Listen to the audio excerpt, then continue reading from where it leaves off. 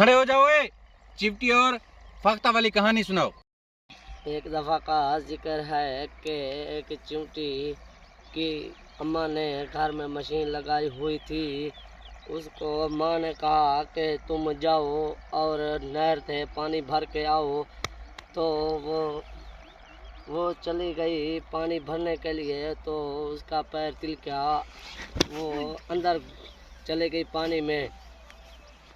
پانی کے اندر جا کر اس نے مدد مانگی، وہ تلکی گئی اور اس نے مدد مانگی اجے یا کتنے کس مدد مانگی، اس نے مانگی مجھے بتاؤ شاہ رخ خان بچاؤ، سارے بچاؤ، میں مر رہی ہوں۔ تو اس کی مدد کرنے کوئی نہیں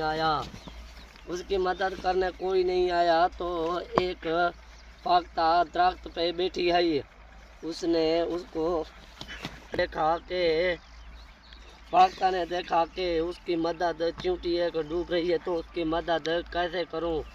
تو اس نے سوچا کہ ایک درخت کا پتا لوں اور اس کو جا کر پانی میں ڈالوں، تو اس نے پانی میں ڈال دیا۔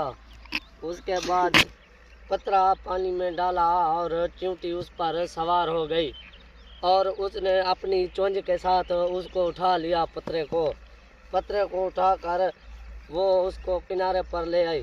تو چونٹی نے 2-4 ڈبکیاں اور بھی لگا لی، اس لیے فاختہ کو وہ پیزا شاپ پر لے گئی اور اس کو پیزا اور برگر کھلائے، جس کی وجہ سے چونٹی کی جان بچ گئی۔ جنگل میں ایک شکاری آیا تھا، تو اس نے بندوق دے کر اس نے دیکھا کہ فاختہ ایک درخت پر بیٹھی ہوئی ہے، تو اس نے بندوق لے کر اس کا نشانہ کیا۔ تو چونٹی نے دیکھا کہ فاختہ کو یہ مارنے والا ہے، تو اس نے بچانے کے لیے اس کے پچھاڑے پر کاٹ لیا۔ پچھواڑے پر جب کاٹ لیا تو اس طرح شکاری کا نشانہ چھوٹ گیا، تو اس کو فاختہ کی جان بچ گئی۔ تو فاختہ نے چونٹی کا شکریہ ادا کیا اور اس کو تاج محل ہوٹل پر لے گئی، جس کی